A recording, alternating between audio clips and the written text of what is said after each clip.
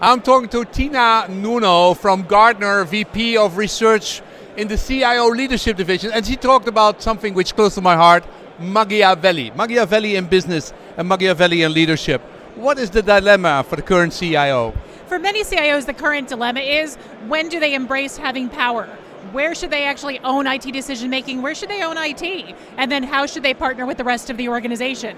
Machiavelli provides a lot of great insights for when they should take power and how they should handle all of the conflict that oftentimes happens around IT. So what you're actually saying, a CIO should not be a technical person?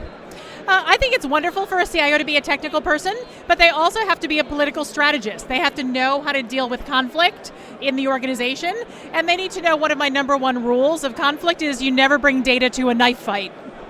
You never bring data to a knife fight. Because? Oftentimes it doesn't work. You know, CIOs are amazing, wonderful, rational people. They frequently, when they're in an argument, they want to use data to say, you know, the project failed because I didn't have enough money, we didn't have enough time.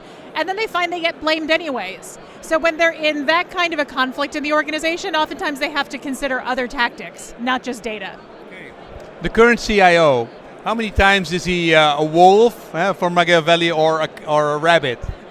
CIOs actually have a lot of potential to be great wolves. I've actually administered a quiz to over 7,000 CIOs worldwide, and we found that quite a few CIOs have some wolf-like tendencies. So I was very happy to see that. Yeah, but because more and more CIOs come from the business and not from the technology. I think that's part of it. I think our data shows that about 1 in 4 CIOs actually come from the business, and many of them actually are much more wolf-like because they grew up with that kind of a philosophy, whereas IT executives were often taught to be service providers. And service providers, by definition, aren't very wolfy, right? Oftentimes they're much more on what I call the bunny rabbit scale. But what I find is actually amazing about CIOs is that by and large, what we're really doing is unleashing their inner wolf. When I talk to CIOs about these principles, many of them embrace them and can feel as though they've been released to do things they know they need to do. Yeah. So if I am a CIO and I go like, okay, I always wanted to be a wolf. That goddamn sales guy and the marketing guy and the CEO, everybody always walks over me and they don't listen to my arguments. What should they do to change? A lot of things. One is embrace your own power. You know, oftentimes the reason why other people are walking over IT and the reason why they're threatening IT is because IT is valuable.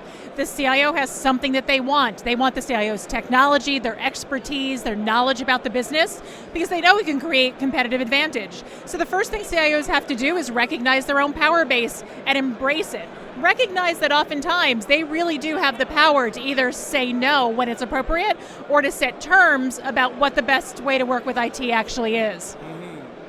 And okay, to recognize that, but of course there are CIOs are more insecure and they don't know how to play the game. So how can they come and play the game?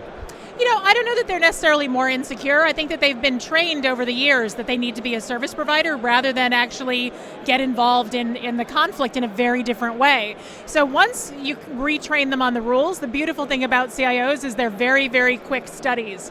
Most CIOs embrace the principles of Machiavelli and different types of conflict very readily and can be hugely successful. So is it easier to have a wolf and become a little bit more of a rabbit or to work together? Or is it more difficult to have a rabbit and become more of a wolf? Interestingly, it's much more difficult to have an extreme rabbit become a wolf. What I've found actually is we have a number of different profiles that range from being very light side to very dark side to something in between. And dark is wolf? Actually, wolves are inherently gray. So wolves actually embody both light and dark qualities simultaneously. You could think of it a little bit like situational leadership with a deep dark side. The people who have the most difficulty are the ones who are really binary, the ones who are habitually light side all the time. They're always honest, they're always open, they're unrelenting in their belief system and they almost never vary from it. Or people who are extremely dark, they always use power, they always use dark types of manipulation. People at the extremes have difficulty adjusting. People who are already somewhere in the middle, who are adaptable, can be really phenomenal wolves. More soft power. Okay, you're a woman in a technical industry. What is your background yourself?